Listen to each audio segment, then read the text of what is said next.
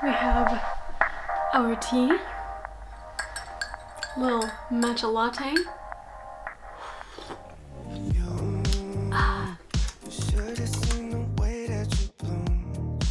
Hey everybody, and welcome to my channel. Welcome to my living room. So if you're new here, my name is Julianne and I make videos all about health and fitness. I myself am on a health and fitness journey. I have been for what seems like my whole life at this point, and I'm starting to lose a bit of motivation. So I had this idea.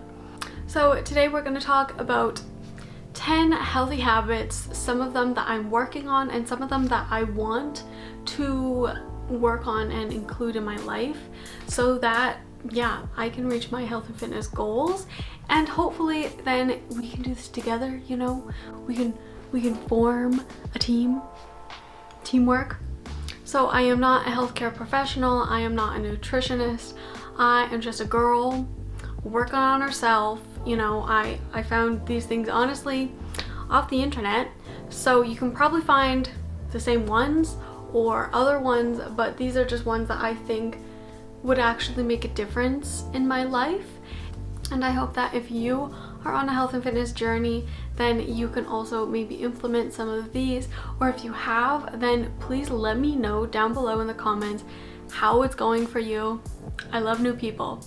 So without further ado, grab a tea, grab a coffee, anything, a glass of water, pause the video, come back, and then we'll get into it. So here are 10 healthy habits to change my life. Number 1, Julianne, get your workout done in the morning, because that's when you are going to be the most motivated. That's when you will have the least resistance in your day, and you're not going to be tired in the evening and think, oh well, I want to do a workout tomorrow anyways, so I'm just gonna leave it, do it tomorrow morning. No. That doesn't work. You have let yourself down too many times doing that. So since I've started my health and fitness journey, I have kind of discovered that if I'm going to work out more often and not like every other day, but maybe like 2 days on, 1 day off or something, it's probably best to keep your workouts at the same time of the day. So mornings, evenings, whenever, just kind of stick it around the same time so that your body has time to rest. Because if you do an evening workout and then the next day you want to do a morning workout, you're still going to be pretty exhausted, and I don't know, I just don't think that gives your body an adequate time to recover. Number 2, Julianne, drink your water when you first get up out of bed. This is something that I struggle with so much, drinking water in the morning. And it's not because I don't want to, it's because when I drink water in the morning, my stomach is in pain. I don't know, do any of you guys get this? Because it's freaky. And I don't have to be chugging water for this to happen. If I have like 1 sip of water in the morning, then I feel it in my stomach, and my stomach feels so like uncomfortable, like it's just turned around. But I know it's such a good thing to drink water in the morning, so I'm gonna try and ease myself into it. And it's because of this that I have really kind of relied on coffee in the morning so much, because I found like in the mornings I'm not hungry and I'm just like a little bit thirsty, and so when I have a cup of coffee in the morning, it doesn't upset my stomach at all. And I don't know why that is, but I've become reliant on my morning coffee, and now I'm trying to cut that back and replace it with water. Number 3, stand up and do a little walk around, even if it's just around the flat, every 30 minutes or so, because if you're sitting around on YouTube all day watching gardening videos, it's not the best for your health, it's not the best for a lot of things, even for like your blood circulation. That's why people who are really immobile have to wear the like tight sock things to keep the blood flowing. So if you just get up every 30 minutes, walk around a little bit, do something, you know, like tidy up a little bit, or go and get some water. Yeah, then that is going to boost your energy, and it's also going to get you moving, which actually has an effect on your body's metabolic rate. I can't remember which part it is. There's like an equation, and one of them is like physical activity where it's not necessity, and that's like, oh, I'm going for a run, and that's like an extra thing. But then there's just like the essential movements of your body, like walking to the kitchen, you know, that increases that little part of your metabolism, which in turn has an effect on your whole metabolism. So if you're just like generally a little bit more active, that will make a difference. Number 4, Julianne, half of the plate should be vegetables or fruit, I guess. Fruit or vegetables, because tomatoes are fruits technically, and probably some other things interchange. So I think it's pretty well known at this point that fruits and vegetables are very low calorie for being high, what's the word? Volume. They're higher in like volume, but lower in calories. So when you eat those, then you're feeling more full because you ate more, obviously, but fruits and vegetables are generally fewer calories and just also very nutritious and healthy. And this should help to lose weight a little bit because you're just cutting back on some of the really calorie dense foods and incorporating a lot more of the satiating and filling lower calorie foods. You know what I mean? Number 5, Julianne, eat mostly whole foods. I know this is difficult because you love baking and cooking. Have you guys heard of Half Baked Harvest? Half Baked Harvest is this blogger, like recipe creator woman. Oh my goodness, her recipes are so good, but wow, they use a lot of butter. They use a lot of butter. I think for me, I really have to get over the stigma that eating really healthy and whole foods based diet is boring. I really like cooking and creating recipes. Sorry, there's an ambulance. Good time for tea. Okay, it's gone. So for me, the challenge is creating really fun recipes that I like and also keeping them quite healthy and whole foods based.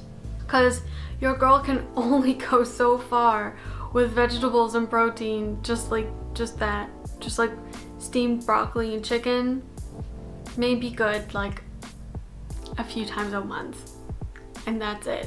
Number 6, Julianne, eat your protein at every meal. It doesn't have to be a lot of protein, but even just a little bit will help you feel more full and satiated for a longer period of time after the time that you ate. And there's also just a lot of studies that kind of showcase that if you're consuming a little bit more protein, especially in the morning, then you are more likely to lose weight and be a little bit slimmer. So this is a habit that I've been working on for the last month or so, and just like really simple things. If I make a smoothie, then I get the really low fat, high protein like Greek yogurt stuff, and I'll just put a couple spoonfuls of that into my smoothie, or maybe a little bit of peanut butter. Even when I'm making a salad, like we don't eat a lot of meat in our household. We do sometimes, but just not that much. So if I'm making a salad or something, then I'll be sure to put some beans, or chickpeas are really good in salads, and those give you some more protein. And eggs. We eat quite a few eggs now in this house. Number 7, Julianne, prioritize good sleep and don't be looking up tomato plant care tips right before going to bed. So this is something that I'm working on. I'm not the best at it.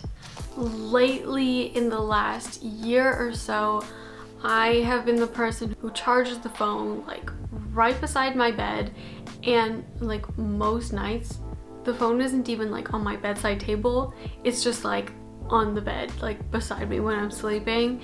And I know that's bad. I know. It's a habit I'm trying to break. That's all I have to say. Number 8.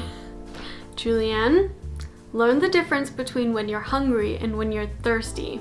So what I find is usually snacking comes from being thirsty, and I'm trying to drink more water. It's interesting because I feel like sometimes it's very obvious when I'm thirsty versus hungry, and sometimes they're like very blurred. Sometimes I think I'm hungry and then I think, oh, maybe I didn't eat enough at lunchtime or something. And then other times I know I ate like way too much at lunchtime, and 2 hours later I'm hungry again. But really I'm probably just thirsty. So to counteract this, I am trying to drink a big glass of water with every single meal, and then also just like sipping water in between meals and really trying to make it consistent. Number 9, Julianne, go spend some time outside. Go spend some time in nature, not just like in your little city. Actually get out into the forest and stuff, because you will feel loads better. And like the air in the forest is so good. It's just another level, okay? So get out there, go for a walk. You will be feeling mental clarity, and you will also be getting in some physical exercise. That's good. And number 10, Julianne, although you might be feeling a little lack of motivation, maybe you're not seeing your results right away, but please, please, please do not give up. Results will come, change will come, and you will be grateful that you didn't give up. And this goes out there to everybody, like not just if you're on like a health and fitness journey. If you have like goals, do not give up on your goals, because in 5 years you're gonna wish that you didn't give up. And so my heart goes out to you if you're kind of in a rut or have plateaued. Go get them, tiger. All right, so I was just talking that whole time straight through and I didn't really drink much of my tea, so quite lukewarm. Gonna have to heat it up again. I hope you guys liked this video. It was a little more relaxed, but you know, I actually had a lot of fun filming this. I was feeling miserable this morning. I had a headache this afternoon. Feeling better now, guys. So although some of these healthy habits that I listed might sound a little bit cheesy, you know, these are things that, looking back at the last year, they probably would have helped me if these were actual habits that I had from the beginning.